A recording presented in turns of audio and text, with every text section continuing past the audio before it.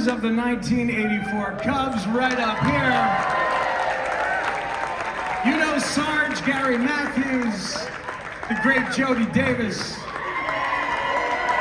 Leadoff man, Bobby D, Bob Dernier. And I forget this dude's name, but it's gonna come to me for sure in a moment. The Red Baron, Rick Sutcliffe, ladies and gentlemen. So talking to some friends, an all-star, you're a performer. Like, did you feel you needed to represent what that was to these Cubs that you were joining? Well, the Cubs had never won, I mean, ever in anybody's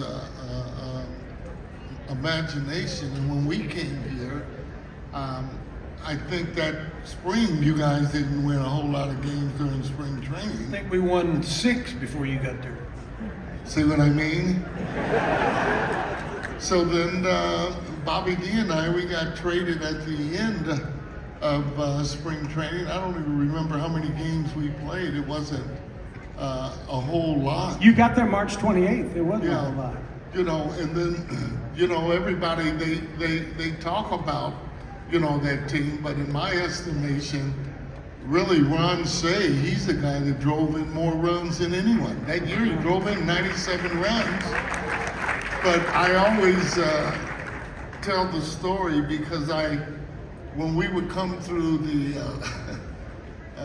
the tunnel going to the clubhouse, our sons would be with us. And Daniel would always run up to see the lineup.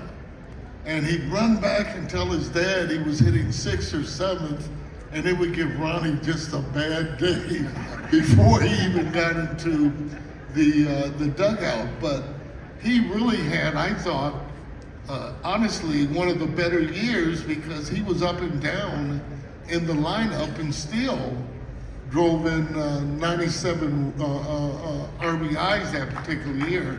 That's pretty doggone good. Yeah, it's a pretty good lineup, a damn deep lineup, and Ron Cey a big part of it. Now, you know, people talk about the Sandberg game. I prefer to call it the Gary Matthews game because you're hitting behind him the whole time. They were afraid to face you, right? That's why they kept challenging Rhino. Isn't that how that works?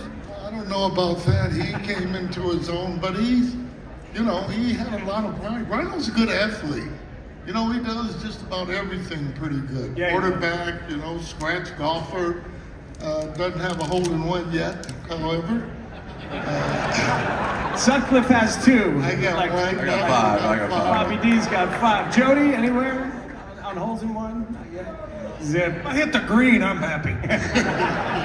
Sarge, what I heard was that if people threw it inside on Sandberg while you were on deck, that sometimes you would threaten the pitcher and make them understand what was waiting for him. Is that true? Can you confirm? I don't know if threaten would be the right adjective actually to use, but you know, there were some choice words, but I don't think that we were going to be intimidated.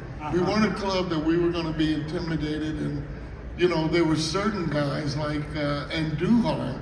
I asked Rhino, I said, man, why are you bailing on this guy or not staying in there? And Rhino said, the guy hit him in the head 2 or 3 times. I said, hit you in the head? I said, well, what'd you do? He said, well, I didn't do anything. I said, and that was during a doubleheader. I said, well, we'll take care of him tonight. And we had him out of there probably in about the 4th inning. But yeah, I mean, he would step out sometimes and start laughing. I was screaming so loud. I got to explain something to the young people out there. I want to welcome back the viewers on Marquee as well. That's great. But there's a lot of people out there my age that remember Sarge back in the day. Yeah. And he was as tough as they came. But these young kids, they saw you struggle getting up the stairs. They see an old man sitting there. I mean, these 10-year-olds aren't afraid of you. I mean, but we got to remind them that back in the day, he was the real deal. The real deal for sure. I heard guys that the night before the Sandberg game, there might have been some celebrating going on, a little bit of drinking. Sutcliffe's laughing. I think you know who I heard it from. But so, can you confirm or deny that a couple of you, maybe even Rhino himself, were feeling it a little extra special that morning and still produced? Well, Alabama was in concert out at the Rosemont, and we lived out there really pretty close, and we couldn't get Rhino to do anything with us.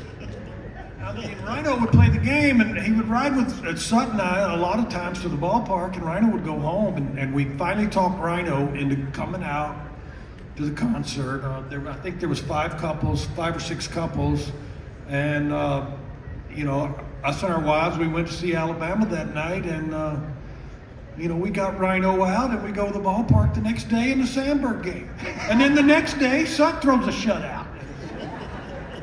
You know, the thing that I remember about the Sandberg game, we had lost 6 out of 7. We come back, and I think we won that Friday or whatever. We're in the 9th inning. Bruce Suter's on the mound. He's got a 2-run lead, and he's got a 0-2 count on Bobby Dernier. I mean, it's over, right? Suter's as good as they come. If you go back and watch that at bat, I mean, it was unbelievable how he battled to get on base. If he doesn't get on base, and Bobby, I wish you'd take us through that bat. If he doesn't get on base, the Sandberg game never happens. Rhino doesn't hit, we lose. Yeah, and you're close, but sometimes Sut loses a detail. So, You know, if you got to stretch a story to make it better, you just do it. you got to remember, I met him. You know, he was 18 years old and chasing his wife-to-be when she was 17 in the backyard on a trampoline. So I know the story. How about that 0 for 4? How'd that taste that day? That's right. So That's anyway, why he went to a junior college, and I was the #1 pick. no doubt. Got to give him that. Don't mess with the bull, you'll get the horns. But I got him back 15 years later. Yeah, he did. So what happened? Sandberg tied it in the 9th to make it 9-9. And then in the 10th, they got 2 and put us down again by 2. And I come to the plate with 2 out and nobody on. So I know I got to get this guy to the plate one more time, come hell or high water. So Suter goes 3-0 on me, which is stupid. You can't walk me with him on deck. So he knows that, and I know that. So I got to take 2. I got to get to 3-2 and force him to make that pitch. So at 3-1, you know, 3-0 pitch strike, 3-1 pitch was right there where I like it. Like I hit that pitch to center field in my dreams all the time. But now I know I'm going to get that 3-2 thing. Comes in, looks like a strike, dives down and in, you can't hit it. So he throws that, I take it, and it bounces off Porter's glove. And I remember Sarge, somebody commented, well, that pitch might have been a strike. Sarge said, you got to catch a strike. So I walk, which was key, because it was just a matter of I got to reach to give him a chance. And this guy was a monster, we all know. And you give him an edge, he's going to take it in spades. And that's what happened that day. And then, of course, we won it in the 12th. It's a transformative day for Sandberg. Changed his life, but it changed the Cubs season, changed a lot of baseball. There's a lot of kids watching on the Game of the Week that day when Bob Costas is doing the game.